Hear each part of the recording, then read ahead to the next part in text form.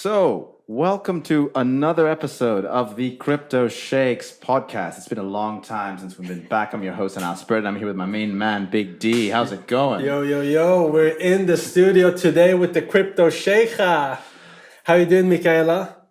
Well, we're very lucky, actually, to have Michaela with us. So, Michaela is a new addition to the Crypto Sheikhs Podcast. She's a Crypto Sheikha. Michaela, maybe you want to say a little something about yourself. How's it going? This is so fun.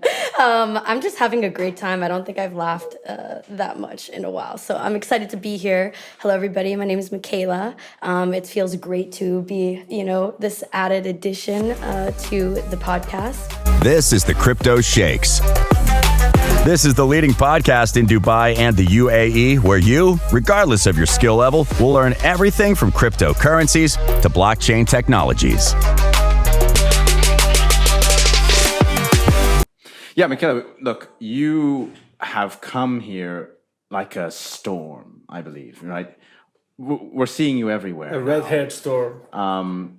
Very recently, we were very grateful to have, at Arts DAO, to have sort of collaborated with you at Foundry in delivering a 101 session on NFTs. You're obviously incredibly well-versed. Maybe you could say a little bit something about your presence. You've got, 13,000 or so followers on Twitter, 55,000 followers on TikTok. You're doing a lot for the education in this space, aren't you? Yeah, it's been quite the journey. As we know, in the NFT space and the metaverse, time moves differently. So I feel like even just speaking on this podcast, it's like, I feel like it's a 10-year, review, but it's crazy because it's actually only been a year, but so much has happened in this year where I've gone from Canada, all over America, and now here with you both in Dubai. I guess I'll just start with kind of talking a little bit about how I got here, because it's pretty, I think, an interesting story. So I started off in Canada, and I'll paint a small little picture. I was very, very cold. It was lockdown. It was the pandemic. Canada was in lockdown for a really long time, and I was quite miserable. And in the misery, I discovered NFTs. So I was using Clubhouse, and there was a room that everyone was in, and they were talking, like, it was titled "Share Your Story," and this kind of all ties in with what I think it all ties in together. So it said "Share Your Story NFT." I had no idea what NFT was, and there was just people gathering around, just being opened, and just sharing things about themselves. And I was like, whoa, like I hadn't seen that ever. That's really cool. It was really, really cool. And I came in and I shared my story and how I was feeling, just to anonymous, because like some people were anonymous, like I didn't know anybody, and they all just welcomed me with open arms. And I was like, whoa. Yeah. The NFT space was very much like that in the very beginning, a very open space. I think it still is. It still is, but I think it's definitely changed. And I think we should touch on this and be honest about how the Web3 space is changing as a result of more money coming in, institutional money coming in. It's becoming a more sophisticated space. Very recently, yesterday we saw a pretty change. Well, to me, it was pretty mind-numbing, the fact that the Bored Ape Yacht Club was looking to KYC its holders, and this is pretty sort of, for many people in the crypto space, red flag stuff, because they're quite private people. Being asked to KYC means, there's some serious money behind this now. Correct. If you look at the Bored Apes right now, the price of them is trading around 100 ETH floor, something around. Yeah, it's fluctuated between 80, 90 to 120. And then you have also the CryptoPunks, where they sold the IP rights to the Bored Ape owners. Well, Yuga Labs. Yuga Labs sold that was one of the biggest news of this week. So actually, in my opinion, that's so bullish for the whole space. We should explain what that actually means, right? So the Bored Ape Yacht Club, right? And Michaela, you used to be a holder of the Bored Ape. Do you still hold your Bored Ape? Yeah, so in the midst of getting into the space, I think during that lovely time that we all speak about and reminisce about. We got gifted a gift, which was Bored Ape Yacht Club. And like people don't understand that like it can't be replicated. It's like the Coca-Cola. It's like the Campbell soup. Like it can't be replicated. And it was a gift to everybody and kind of like a token of hope for a lot of people in that time, because everybody thinks, and like I see this on TikTok and YouTube, and they get the Bored Ape Yacht Club so wrong. Everybody thinks that it got popular because of the influencers or even the IP. Like it got popular because we all felt like a child again. Okay. So I was up late with many of my friends, and in May 1st up until like 5 in the morning, and we were all making ooh ooh ah ah sounds, and we were doing this internationally on Clubhouse, and we were forming a community, and then also we were making our money back. So like let's say the mint price was like 0.08. I bought mine for $600. Like I'll put it in dollars, and so did a lot of us, and we were selling our derivatives for the same price. So we were making our money back and some, so my friends would make Mona Lisa apes, or like they'd make all sorts of, different derivatives. And then you saw these apes everywhere. So it was the sharing consciousness of the Bored Ape Yacht Club that made it so big, and kind of made it what it is today. We're all just gonna look at this cat. Yeah. Jimmy the We cat got in the Jimmy the house. cool cat in the house. He's Jimmy the kind cool of cat. He wants to be in the scene as well. he wants to be a star. a star as well.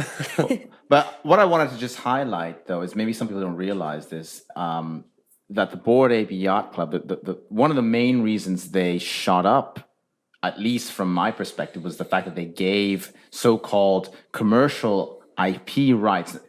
I don't like using that term because as a lawyer, that's not actually correct. But they gave commercial rights to their holders to basically use the apes for whatever reason, Whatever right? they want. So, for example, if I owned a Bored Ape, let's say I had one with like the golden teeth or a cap, and I had that one, I could take that ape, put it on a T-shirt, and sell it. Make like 10,000 T-shirts with that ape on it and sell it and make money, and Yuga Labs wouldn't come after me, right? Like if I was under normal circumstances, if I did that with Coca-Cola, Coca-Cola would come after me, be like, you're using our IP rights, you can't commercially use our IP rights, right? So that was the real innovation. I think a lot of people rallied around that because it was something new, and it was quite a Web3 kind of thing.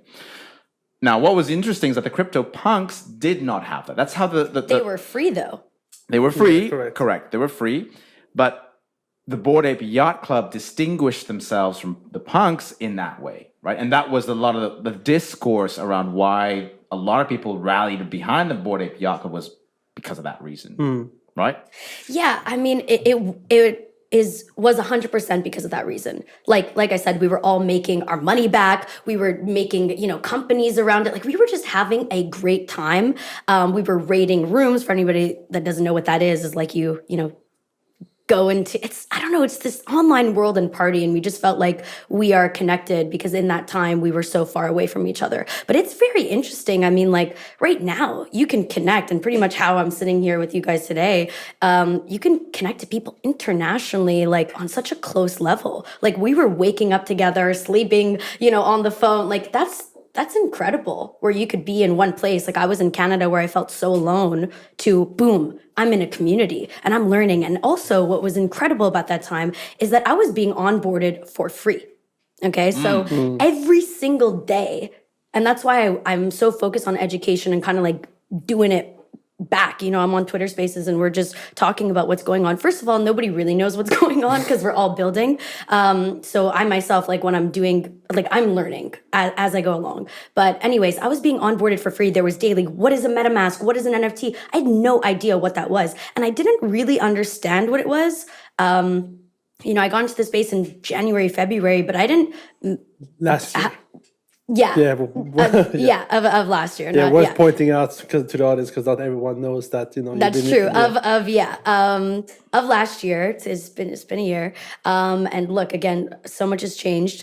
But yeah, it was free onboarding. And I think that that's insane. And we were all just gathering around, sharing our story, like everything. Also at the time, it was like your Genesis piece, which was like your first piece. And it was all these like rooms talking about the art and like someone's life. And like, that's just what it was. And then everybody tries to like copy now, like the Bored Ape Yacht Club, but it's just like That's not the same. where I feel a lot of people like, and it's worth highlighting in this podcast that, you know, the space has changed in a year, right? Now, I think because of the way Twitter, the way Instagram works, people find out about things very quickly. Where it might have taken a couple years for a lot of adoption to take place, I think we've seen a very, very huge skyrocket in adoption. I'm a big fan of Dune Analytics. I sort of talked about it on your Twitter Spaces last night, but if you look at the charts that they have, they show a growth of approximately 200 wallets to almost 1.2 million wallets in literally 6 months. And I think that's because, you know, the celebrities got in, a lot of big players, you know, DAOs, they started buying up, you know, these so-called blue chip NFTs now. And so people started coming into it and they wanted a slice of the pie, right? One of the things I think causes this is, look, people are inherently, you know, a lot of people are jealous people, right? And if they're seeing other people making ridiculous amounts of money in the space, they think they should have a right to have a slice of that pie too, right? And so they come in with their derivative projects or their other projects with no intention to really give back in any way. They just want to take and leave. And that's where I think the toxicity has began to emerge, right? Now we're afraid of rug pulls, when in the beginning we weren't so worried about that. Now we're also, you know, we have this thing of, oh, is the team doxxed? Because if the team's not doxxed, you're like, well, they might just take our money and leave. This is a genuine concern, right? And maybe, but at the same time, maybe that's normal for an emerging space, right? I don't know if you guys have read the story of oil in the United States, going back to, you know, when it first sort of emerged, Standard Oil. But whenever I think of the NFT space right now, it reminds me of Standard Oil when they started growing the oil business in America. There were scams left, right, and center all over. What did those scams look like? So there were Tell us. There were people selling, you know, fake oil or services to extract oil or services that there are oil deposits here that you could extract. And people were going in there thinking, you know, it was a gold rush. They were like, oh, let's just go there, let's go there, let's go there. There were all kinds of problematic tactics. Standard Oil itself became a monopoly over time. And, you know, they used their power to crush other players in the market. And it started off, if I think about it, if I read it right, very nicely, but then quickly emerged into something very problematic, right? So I see a lot of very similar similarities here. What happened to the oil business over time? It began to consolidate. It became a more standardized. The regulation came in, and now we're here. You know, we're in a different industry now. So I actually think a similar thing is going to happen. So in the NFT space. that's an interesting point, because, you know, the traditional industries are usually very centralized. They consolidate, and then the power consolidates to few big players. But the Web3 movement is about decentralization. So I'm not sure that's going to happen. I hope that's not going to happen, because I do see projects pop up every single where, and some of them are going to be successful, some of them are going to be less successful, some of them are scams, and there are loads of scams. I think what's going to happen over the next course of hopefully a few years is people are going to filter out the scammers. The more serious projects are going to be established, but I hope and I don't think it's going to be as centralized as traditional businesses. One concern I do have, though, is Yuga Labs is starting to act a bit like Standard Oil in the way that they've acquired the IP rights to Meebits and the Punks, right? If you follow the story of Standard Oil, they became so big. I forgot the name of the founder of Standard Oil. I can't believe I'm forgetting his name. But in the 1800s and the 1900s, he was the guy, right? He was actually worth more than any of the billionaires that we have right now. But what he did was he crushed competition by buying out other people, and then also doing his oil extraction services below cost, so that all the competition died out. What eventually happened was the US government had to pass laws that created the anti-competition sort of laws that now, antitrust emerged because of Standard Oil. Standard Oil was broken up, and now what we have is the likes of Shell, all these other companies that came out of Standard Oil, right? So if we look at that as a sort of, existing precedent, so to speak, what Yuga Labs has done by acquiring the IP rights in Punks, to me, looks like they're trying to consolidate their position, right? To become a huge player. You have two of the most blue chip projects concentrated in the hands of one company. Yeah, you're right. You're right. I mean, it's inevitable. Wherever there's money, people are greedy. They want to, they want to build their empire.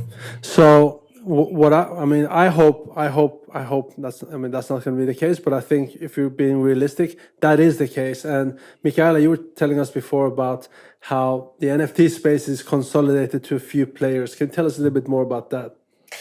Yeah. I think that you guys were saying a lot of interesting things. And it has me thinking, before we get into that, it has me thinking about, like, does history repeat itself? And I think that I was watching a video, again, I too forgot what the video was called, but they were talking about how history does repeat itself. 100%. There's a quote, Winston Churchill's actually said that if you want to look into the future, just peer into the past. That's in many ways a reflection of where the future looks like. So that's interesting, because I'm like, well, I don't want to be like the past, like I want to be, in the future, and I want to innovate and do different things. And I don't want things to be the same. We want to build a different place. So that was something that I was actually thinking about before. But when watching that video, they mentioned something really interesting. They mentioned that to build the cycle, it all starts with education. So we need to stop the rug pulls, we need to be educated. We need to teach other people, and we need to have things like this, like these podcasts, just in any way that we can. And people need to listen, because we're moving into the new phase of the internet, and there's no stopping it. We are in web, we're in Web3. So we're not, you can't fight it. You got to learn about what's going on and use the tools. Again, we can't be our own bank account unless we know how to protect ourselves. We can't be our own person unless we know how to protect ourselves. So where do you see, moving forward in the space, where do you see some of the most or best use cases for NFTs? Because, people think it's all a scam, it's just money laundering, and they don't really understand the utility of NFTs. So where do you see the best use cases for this? I think that right off the bat, the most interesting thing is the provenance. Okay, so right now we have in the art world, you have art historians, you have art experts, you have the provenance and the transaction history, and everything's kind of to find out if something's really a Picasso, you need those people, and that could sometimes be based off of human emotion. So then when we have the blockchain, we're not based off of, we're not using human emotion. We're just focusing on the technology. And the provenance is in the transaction history, and that can't be tampered with due to the smart contract technology. So I think that is something that's huge, that I feel is not even being it is not fully understood by people how important the provenance is. So for those of you who don't know, provenance is basically the historic database of everything that has happened, who has owned the token. So the way I see it, I was talking to someone else about it. Breitling now, they're launching their own NFTs. And in those NFTs, you can see who has owned the Breitling before you. When you hold, so you get the watch and you get the NFT as well. And in the NFT, you also see whenever it was served, you have the full data log and the full historical background of it. And on top of that, you also get the certificate of ownership. So you know that it's not a fake Breitling, because it's the NFT, it proves it on the blockchain. It's immutable. It's not possible to change. I think that's a great use case for NFTs. And on top of that, imagine if Breitling gave every owner 2.5% royalty every time they sold it. Or Breitling themselves, imagine they get 2.5% royalty every time this watch is sold to someone else. Now that is a revolution for businesses, for industries, not just for art. 100%. That's the next thing, is the royalties. And we're seeing some interesting plays, like especially with Kanye. You know, right now Kanye didn't release his music, his new album on Apple or Spotify, because he was like, I want to, do this. I think he actually said he doesn't believe in NFTs, if you recall. No, he said, I know that he said that, but I'm saying the move is like, we want to take back the power, because what I'm saying is we're moving into a new energy, a new phase. So it's like moves like that. Maybe he's not using NFT technology yet, or just in general, but I think that people are like, we want to move from the Web 2 vibe of we are the product and move to we own the product, which is what you're saying is about digital ownership. And I think all of these things, which again goes back into education. So people really need to, listen to podcasts and educate themselves, and then go into, these little communities and ask and kind of like be like, hey, I heard this on, I got this information from here. Is this like, what do you think about this? And then kind of formulate like different ideas and different like direction. And that really brings us into the whole community aspect and how important it is. And I know that community is the buzzword right now. Everybody talks about community, but I think that an amazing thing that NFTs have done is made people realize how much you need community, that like it shouldn't be alone. In Web 2, you had influencer and then followers, right? And now we're having like, no, we need to do this together. And yeah, there's going to be some, bad players, the bad apples, but there's a lot of good, like what you guys are doing right now. There's a lot of good. And that's how I got here. Like I was part of one community, in New York.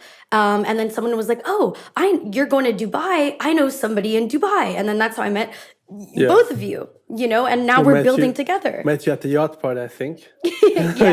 Yeah. So I mean, that's great. I mean, there's so many use cases. And what I see also is, for example, I see NFTs coming into the podcast business. So there's a guy, he has a really cool project where he's what he does is he enables podcasters to give the people that are within their community the opportunity to earn parts of the profits from the podcast by sharing the content, by bringing in more listeners.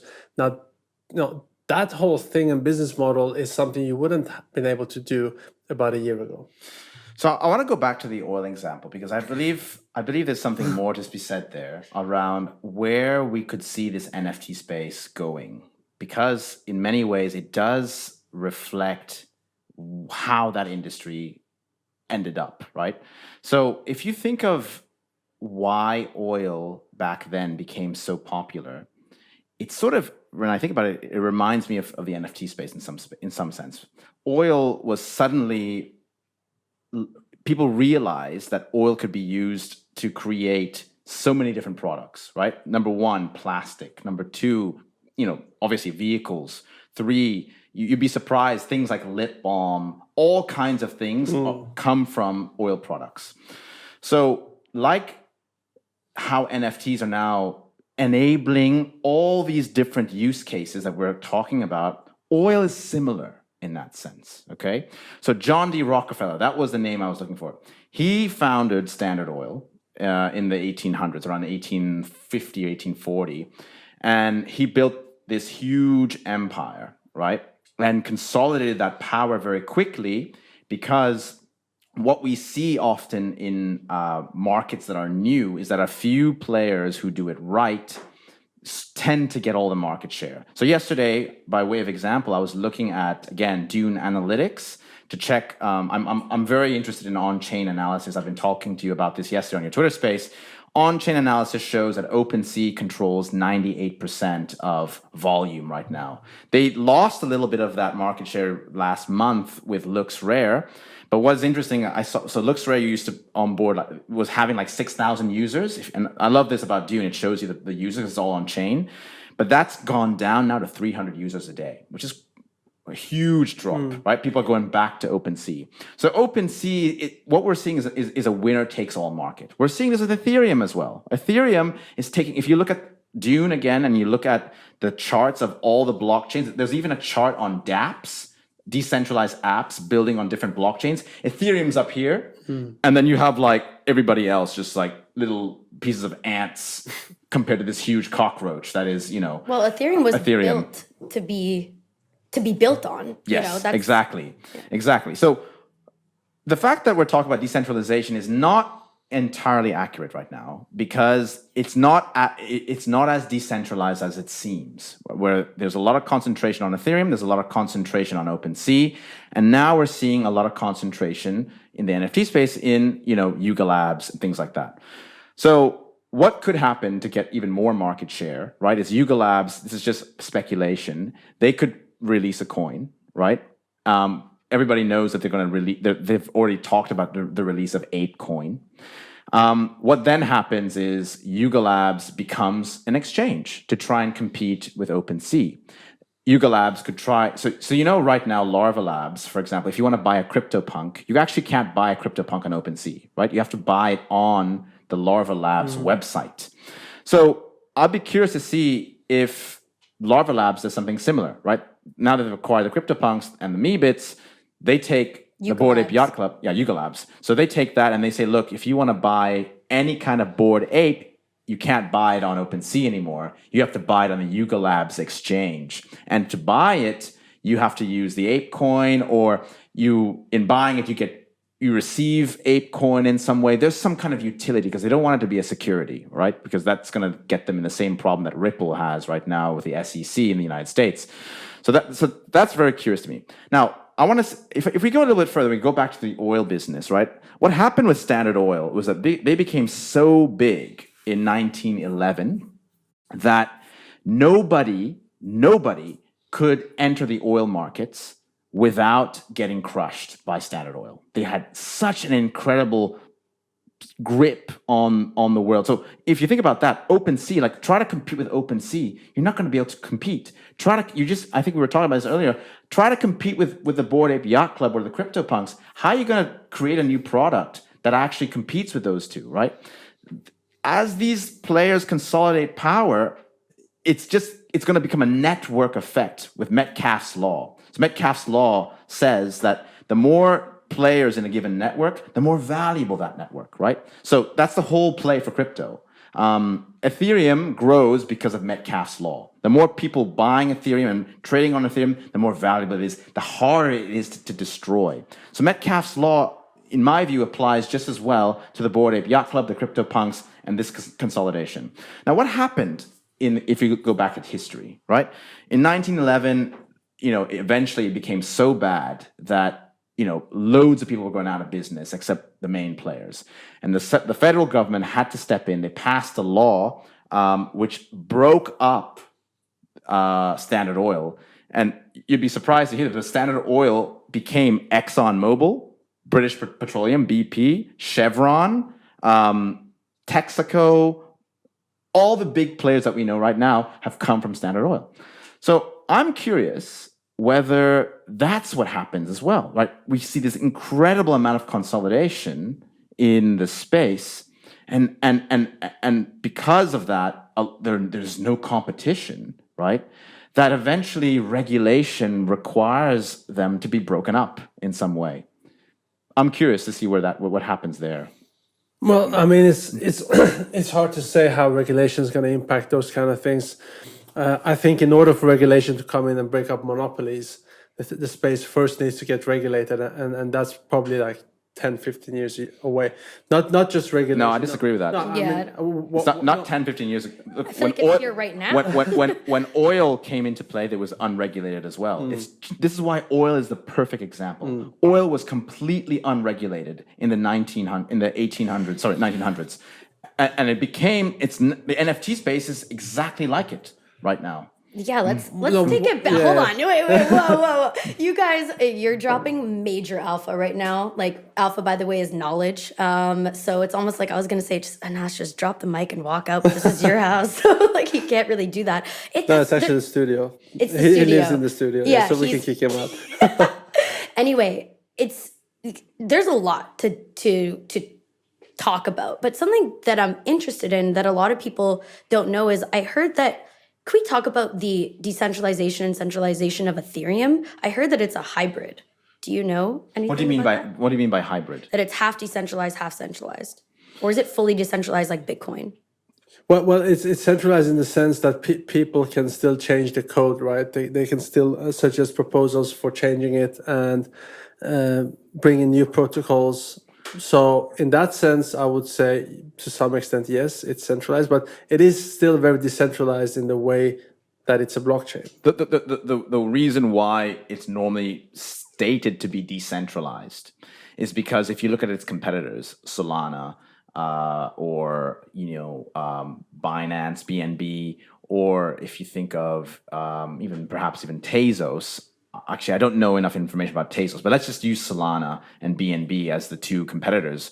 They are VC backed or private backed, right? So a significant amount of the holdings is held by certain nodes that have a majority of the ownership of the coins, meaning that they could destroy the network if they wanted to by dumping their coins, or they could take the network in a different direction. Ethereum is, because they launched in 2014, and we have nodes supposedly all over the world. There's a lot of nodes in China. There's a lot of nodes in America, all over the world. It's more decentralized. It's the most decentralized of them all. No one player, I think Vitalik Buterin himself doesn't have, he has Ethereum a lot, but I don't think he has enough to just take control of the entire network. And when you look at that, doesn't that indicate something like power in community, power in people? Because for those of you who don't know, to have a blockchain, you need people to contribute to the blockchain. If there's nobody contributing to the Ethereum blockchain, for example, there's no blockchain. So there's definitely. So one thing that Raoul Pal said about, he's a big Ethereum proponent and loves Ethereum. So one of the comments he made was that the reason why he is highly invested in Ethereum is because of Metcalfe's law, the network effect.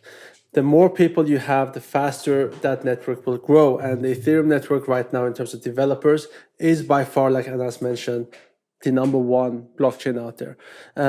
And because they attract most of the developers to develop onto their platform, that automatically is just going to exponentially grow that blockchain, yeah. Well, one of the other ways in which you could say Ethereum is decentralized is the fact that there are decentralized apps building on it constantly, right? I always use this in my I also do the sort of NFT crypto 101s like you do. And I like to compare Ethereum to Apple or Google in the sense that Apple and Google are different where they have a gated community. If you breach the rules, and I know this very well because I worked for a startup where we did potentially breach the rules and they shut us down. Apple, actually, we had an app. We were building a payment solution to create a cashless society in Abu Dhabi. But Apple didn't like some of the things we were doing and they shut us down, right? Because we were shut down, effectively, the number of users that have iPhones, right, in the UAE is pretty significant. So let's say it's 50%. I'm not sure the stats, but effectively 50% of your user base is gone just like that because you get shut down, right? You can't do that on Ethereum, right? That's a very important point, right? If I build a dApp right now, there's nothing that can really shut me down. What can shut me down is if I do something really stupid and I get canceled on Twitter, then but that's a community shutting me down. That's not a centralized player. That's not Vitalik Buterin shutting me down. So very interesting. To go back to what you were saying also before about Yuga Labs and then maybe needing ApeCoin to buy, the apes on their website. We look at how OpenSea has shut down. Oh yeah, DMCAs. Like you can't use OpenSea in some, these artists, their work are being taken away in some places, and then you're kind of like, okay, where's the decentralization in that? It's not decentralized. No, right. It's not. So, and you also saw how, sorry for interrupting you, but you saw how OpenSea and MetaMask are now not allowing Iranian and Venezuelan users. Yeah, because of the sanctions. So it's definitely not decentralized. Right, which is just shocking because they're like, wait a minute, whoa. like this is supposed to be like we're telling everybody about Web3 and why to get in and decentralize and all of this amazing things, and then something like that happens, and then you kind of take a step back and you're like, what's going on? Which also brings me to something cool, where people ask, what's the importance of like a smart contract, a custom smart contract? And the importance of a custom smart contract is that, you know, OpenSea, what a lot of people don't know is that they used a shared smart contract. So OpenSea can control that how they want. But if you have a custom smart contract, you can take your project and put it elsewhere, because it's like, you know. This is exactly why I brought up Standard Oil. This is exactly what I'm talking about. You want to come and compete. You want to be part. Like, imagine this is what Standard Oil was doing. Imagine you are you want to create some oil-related product. Okay, all right. Just like in this space, you want to create some NFT-related product. Okay, you have to go to Standard Oil to get the oil, right? Let's say they refuse to supply you with oil, right? Then what? You have no product. You have no business. It's the same thing here, right? You want to create an NFT project. OpenSea says, well, your NFT project is not consistent with our rules or whatever. We just won't allow you to sell. You have no product to sell as a result, right? It's to me, it's very problematic. My hopes, this is just my personal hopes, is that we get Amazon, we get Google and some other players, and eBay perhaps come in and break up the market share held by OpenSea. Amazon launches its own NFT platform whereby, it makes perfect sense. Amazon has the skill set. They are already a marketplace for products. Imagine in the future, let's say a lot of other products that are sold on Amazon are NFTs, right? Amazon could do it very well. They could integrate a MetaMask integration there and take some of the market share away. Let's say Google does something similar. They have a search engine kind of mechanism. They don't have a marketplace. Maybe not Google's the right example. Let's say eBay. eBay does something as well, right? Then we have a bunch of different players playing in the market, and it makes a lot more sense as competition. Competition then incentivizes better commercial practices, right? OpenSea won't be so incentivized to just shut random projects down because perhaps they don't like them or because they don't agree with them. Well, but they don't have a choice because they're a business in America, right? So some of it is, yeah. But just to take it back to what you're saying, see, my dream was that in in what we're creating right now, that somebody from Web3 would be the next Amazon and the next Google. And it's like, come on, like we've already had these big players. Like, why are we going? So then what's the point? Yeah, I mean, what's the point? The thing is, if someone can solve a problem that solves for the centralization, then it will be solved. So, and I think that the key is if you have a product that is centralized, if I would have had a product that was centralized, I would have said, well, create something that is decentralized. This is how I see it's going to happen. All right. And again, I'm sorry about this. I go back to oil. Standard Oil became British Petroleum, Chevron, ExxonMobil, right? Ethereum became Cardano, Polkadot, all these other things. I think the players that create, if they're going to create something, they're going to probably come from OpenSea, right? OpenSea, there's going to be disagreements in there, or regulation steps in and says, look, OpenSea, you're too big. We need to break you up. There are players within the OpenSea infrastructure who say, look, we can do this better. Or they're forced to break up, right? And then you have several other players. The one issue, though, that I see with this is that in the Web 2 world, we're actually quite comfortable with certain marketplaces being centralized. Like, for example, you just go to Amazon now. We just use Instagram. Like, you can't be bothered to have to deal with 2 different or 3 different Amazons, right? It's a headache for you to do that as well. Also, Amazon customer service is great, and that's a really interesting thing that I'm seeing right now in the Web3 space is like everybody's like, yeah, decentralization, and then when something like happens, which is a result of decentralization, everybody's like, why can't I call anybody? Where's the customer support? Yeah. What's going on? And it's like, okay, hello, this is the point, is like it's a trade-off. So like we are trading off something, and if we have that, but I mean, there's been some crazy stuff happening at like the whole hack, like the heist of like the apes. I mean, that's pretty insane due to a hacker like hacking the OpenSea smart contract or, I mean, that's crazy. Yeah. So, and that is unfair, but also at the same time, we're in this centralized place, a decentralized place, so. Yeah, so I just want to, I think we should maybe wrap it up. We should wrap it up. It's been a very interesting discussion. So, I mean, Anas was talking so much about oil today, so now it starts to look to me like a Middle Eastern oil dealer. And I used to do oil and gas law. Yeah, that's why. There you go. So actually, Anas lost a bet. And we run a company called Arts DAO. And in our company, we have a lady, her name is Maria. And Anas and Maria, they had a bet that if Anas didn't deliver an article that was going to go out in PR before a certain day, he was going to shave his mustache off. And he lost the bet. So today, we have decided that Anas is going to lose his mustache live on the Crypto Sheikhs podcast. Oh my God. So Anas, I brought you some gifts and I'm going to give Maria the pleasure. Actually, she doesn't want to do it. So I'm going to give myself the pleasure to shave it off for you. Oh, so let's bring up the phone. Wait a minute. No way. Is this what? Oh, he brought. You're gonna do this with that? I used to actually be a sales manager for. No way. I'm not accepting that. Hold on. I have my own razor. I have my own razor. Give the man his own razor. Oh my God! Bring the big guns. Do you have a Gillette razor or is it like a knife? Yeah. So. Oh my God! Is this what happens to everybody? Blink twice if you guys need help. So we are taking commitments in our company very seriously. When we commit to deadlines, you're not touching my red hair. We make sure we hold the deadlines. So. Obviously, we've been very busy in the last few weeks with our event, which was hugely successful. And what's that? That's not a shaver.